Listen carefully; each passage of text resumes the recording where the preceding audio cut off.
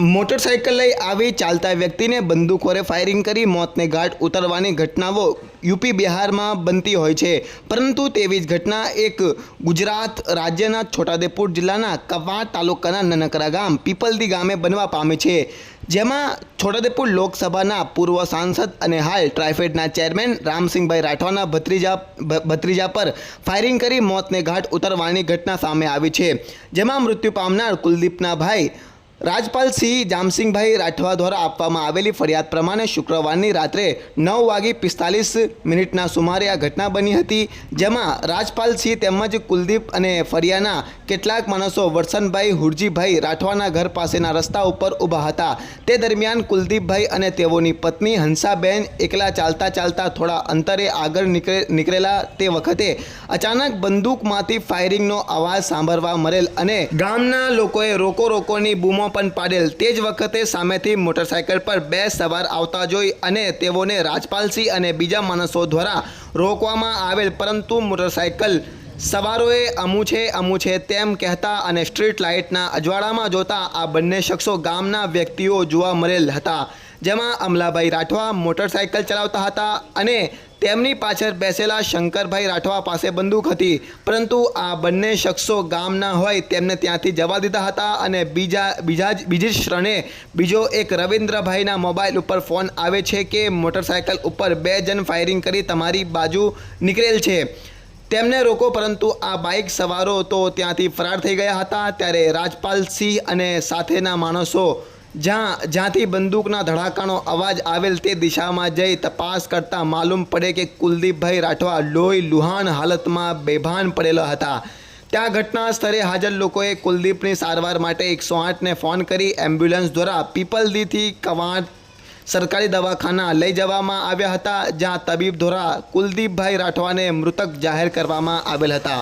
આ અંગે ફરિયાદમાં વધુ જણાવેલ કે શંકરભાઈ સમજીભાઈ રાઠવાએ મૃતક કુલદીપભાઈ સાથે અગાઉ પણ સરપંચની ચૂંટણીમાં ઝઘડો કરેલ હતો અને તે વખતે કુલદીપભાઈને તેને મારી નાખવાની ધમકી પણ આપેલી હતી અને આ શંકરભાઈ આર્મીમાંથી રિટાયર થયેલ હોય, જેથી બંદૂક પણ તેમની પાસે હતી, જેથી આ શંકરભાઈ રાઠવા દ્વારા તેમજ અમલભાઈ રવજીભાઈ રાઠવા અગાઉના ઝઘડાની અદાવત રાખી કુલદીપભાઈ રાઠવાની કરુણ હત્યા કરવામાં આવી છે।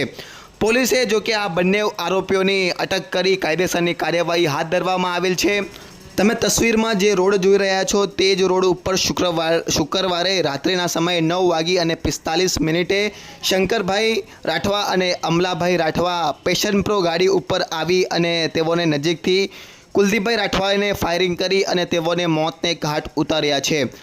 આ ઘટના બનતા કવાંટ તાલુકાના પીપલદી ગામમાં માતમનો માહોલ જોવા મળી રહ્યો છે। તમે પણ સાંભળો કે કુલદીપભાઈના ભાઈ રાજપાલસિંહ તેઓના મુખેથી શું કહી રહ્યા છે। હું રાઠવા રાજપાલસિંહ જામસિંગભાઈ, તાલુકો કવાંટ, જિલ્લો છોટાઉદેપુર, ગામ પીપલદી।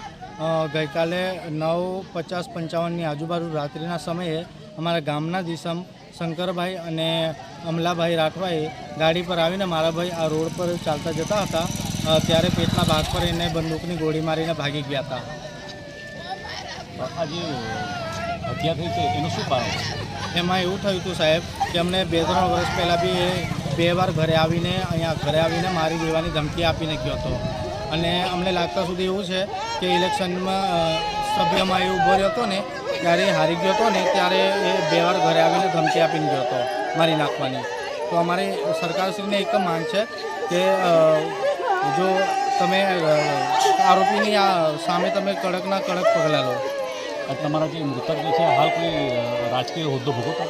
ના, રાજકીય હોદ્દો નહોતો, હમણાં ઘરે ખેતી કામ કરતા હતા। કઈ ચૂંટણીમાં જીતો? સરપંચની ઇલેક્શન અમે લડીએ છીએ, 2 ટર્મથી પર અમારે લોસ થાય છે। શું નામ તમારું? મારું નામ રાઠવા રાજપાલસિંહ।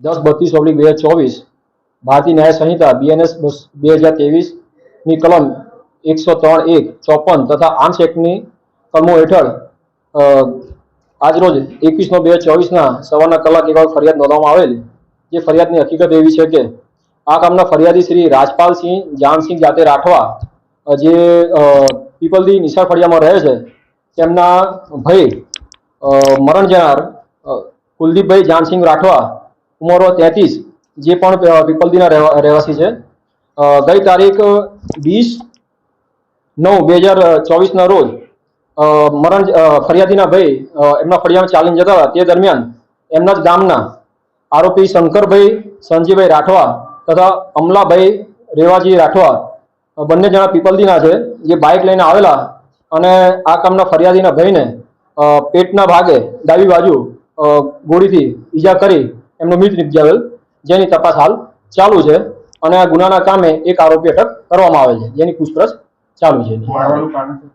મારવાનું કારણ ફરિયાદીના જણાવ્યા મુજબ કે ભાઈ પંચાયતની ચૂંટણી થઈ હતી એ સમયે કઈ મંદુક થયો હતો મરણ જનાર અને આ કામના આરોપી વચ્ચે, અને એનો અદાવત રાખી એ ઝઘડાની અદાવત રાખી ગઈ તારીખે એમને ગોળી મારી મૃત નિપજાવેલ છે. પકડેલ આરોપી નામ છે શંકરભાઈ સંજયભાઈ રાઠવા, જે એક્સ આર્મી મેન છે. હત્યામાં વપરાયેલ જે આર્મીનું જે સાધન તે કબજે લેવામાં આવ્યું. હા, એ ગન કબજે લેવામાં આવેલ છે.